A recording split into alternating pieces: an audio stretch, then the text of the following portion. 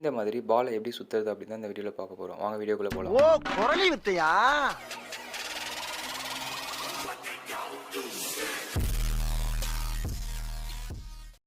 முதல்ல எடுத்த உடனே ஆர்வ கோளாறுல அப்படி இப்படின்னு பண்ணேன். சரி வரல.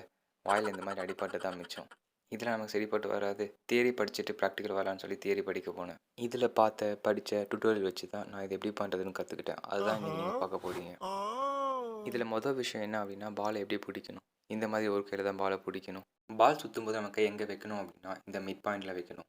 அப்போது தான் பால் எந்த சைடும் பேலன்ஸ் மிஸ் ஆகாமல் கரெக்டாக சுற்றும். இந்த மாதிரி இப்போது பால் எப்படி ஸ்பின் பண்ணுறதுன்னு பார்ப்போம். பாலை 2 கையில் பிடிச்சி நமக்கு ஆப்போசிட் டைரக்ஷனாக இழுத்தோம் அப்படின்னா நமக்கு இந்த மாதிரி சுற்றும். இது ஒரு மெத்தட். 2வது மெத்தட் ஒரு கையில் ஸ்பின் பண்ணுறது. இந்த மாதிரி நம்ம மேலே ரிஸ்ட்டை மட்டும் நம்ம ரொட்டேட் பண்ணணும். பாலை டைட்டாக பிடிச்சியும் சுற்றலாம் இந்த மாதிரி. இதை கண்டினியூஸாக ப்ராக்டிஸ் பண்ணால் ஈஸியாக வந்துடும். இதுதான் ஃபர்ஸ்ட் ஸ்டெப். இப்போது செகண்ட் ஸ்டெப், நம்ம ஸ்பின் பண்ணுற பாலை இப்போ ஒரு விரலில் கேட்ச் பண்ணணும்.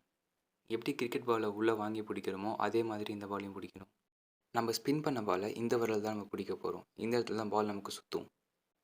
முன்னாடி சொன்ன மாதிரி பாலை ஸ்பின் பண்ணதுக்கப்புறமா அதோட சென்டரில் உங்களோட கையை வச்சுட்டு நீங்கள் பாலை வாங்கினீங்க அப்படின்னா பால் சுற்ற ஆரம்பிக்கும். நம்ம கண்டினியூஸாக இந்த மாதிரி ப்ராக்டிஸ் பண்ணிகிட்டே இருந்தோம் அப்படின்னா ஈஸியாக நமக்கு வர ஆரம்பிக்கும். நான் கண்டினியூஸாக ப்ராக்டிஸ் பண்ணதுக்கப்புறமா எனக்கு ஒரு அளவு வர ஆரம்பிச்சது.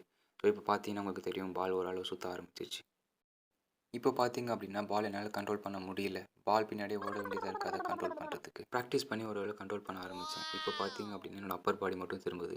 அப்பையும் பார்த்தீங்க அப்படின்னா பால் என்னால் ஸ்டேபிளாக ஒரு இடத்துல நிறுத்த முடியல. பால் அங்கேயும் இங்கேயும் நகர்ந்துகிட்டே இருக்குது. பாலை நம்மளோட கண்ட்ரோலில் வச்சுருக்கணும் அப்படின்னா நமக்கு இன்னும் கொஞ்சம் ப்ராக்டிஸ் தேவை நல்லாவே தெரிஞ்சது. அதனால் இன்னும் கொஞ்சம் ப்ராக்டிஸ் பண்ணிக்கிட்டே இருந்தேன். ஆளை பார்த்தா டம்மி பீஸா இருக்க, பயங்கரமான ஆளா இருக்கேடா. இப்போ என்னால் பாலை கண்டினியூஸாக 3 to 5 செகண்ட்ஸுக்கு பாலை ஸ்பின் பண்ணிகிட்டே இருக்க முடிஞ்சது. ஆனால் என்னால் இன்னமும் ஒரு இடத்துல கண்ட்ரோல் பண்ண முடியல பாலை. ஆனால் பாலை இப்போ என்னால் ஓரளவு கண்ட்ரோல் பண்ண முடிஞ்சது. கடைசியாக ஒரு அளவு பாலை கண்ட்ரோல் பண்ண கற்றுக்கிட்டேன். இப்போ பாருங்கள் எப்படி சுற்றுதுன்னு பால் ஒரு இடத்துல. இப்போது ஸ்லாப் மெத்தட். இந்த ஸ்லாப் மெத்தட் எதுக்கு அப்படின்னா கண்டினியூஸாக பால் கையில் சுற்றிட்டே இருக்கிறதுக்காக. பாலை அரையக்கூடாது. இந்த மாதிரி 4 விரலை யூஸ் பண்ணி ஃப்ளிக் பண்ணணும். இந்த மாதிரி இந்த டெக்னிக் எப்போ யூஸ் பண்ணணும் அப்படின்னா, பால் கீழே விழுக போகிறதுக்கு முன்னாடி நம்ம இதை பண்ணோம் அப்படின்னா திரும்ப பால் கண்டினியூஸாக கையிலே ஸ்பின் ஆகிட்டுருக்கும். அதுக்கு தான் இந்த மெத்தட். இதில் பார்த்தீங்கன்னா பால் கீழே என் கை விட்டு போயிடுது. எதனால் அப்படின்னா பாலை தள்ளி விட்டுடுறேன். நம்ம தள்ளி விடக்கூடாது, சுற்றி விடணும் பாலை. இதில் என்ன ஒரு ஹைலைட் அப்படின்னா, பால் ஒரு 8 செகண்டுக்கு மேலே கையில் சுற்றிக்கிட்டே இருக்கும்போது என்ன ஆகுதுன்னா கையில் சூடு வந்த மாதிரி சூடு ஏறுது. நம்ம கையில் எரியுது, பயங்கரமாக சுடுது. அதுக்கப்புறமா தான் தெரிஞ்சுக்கிட்டேன் நம்மளோட நெயிலை யூஸ் பண்ணோம் அப்படின்னா நமக்கு அவ்வளோவா சூடு தெரியாது அப்படின்னு. ஸோ அதுக்கப்புறமா நெயிலை ப்ராக்டிஸ் பண்ண ஆரம்பித்தேன்.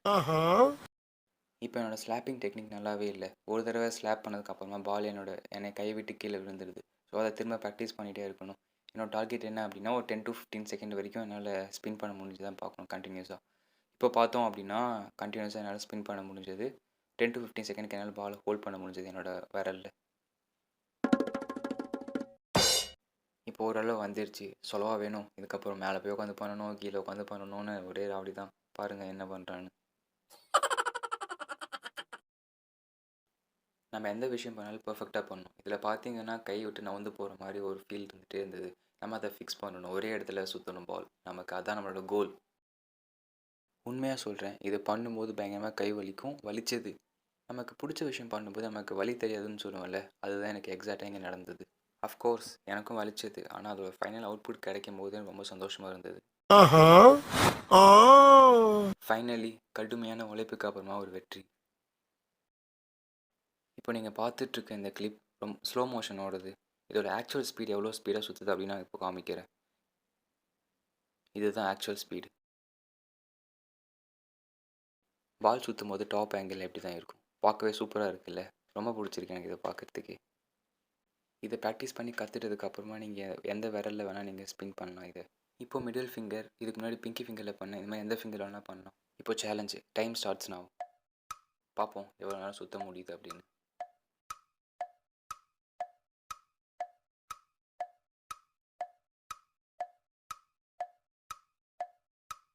பில்டப் பண்றணும், பீலா வரணும், அது முக்கியம் இல்ல.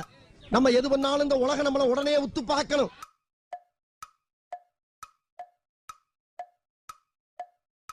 Almost 25 seconds.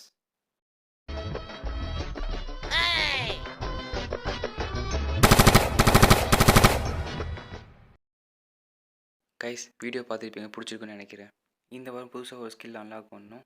அடுத்த வாரம் இதே மாதிரி ஒரு புது ஸ்கில்லை கற்றுக்கிட்டு உங்களை மீட் பண்ணுறேன். அது வரைக்கும் உங்கள்கிட்ட விடை பெறுவது உங்கள் கலர் கண்ணாடி மனோஜ். ஸோ இந்த வீடியோ உங்களுக்கு பிடிச்சிருந்தது அப்படின்னா லைக் பண்ணுங்கள், ஷேர் பண்ணுங்கள், சப்ஸ்கிரைப் பண்ணுங்கள். மறக்காமல் பெல் பட்டன் அமுக்குங்க. வெற்றிகளை மட்டும் வரலாறு பேசுவதில்லை, தோல்விக்கும் அங்கே இடம் உண்டு. முயற்சி செய்வோம், இரண்டில் ஏதாவது ஒன்று நிச்சயம் கிடைக்கும்.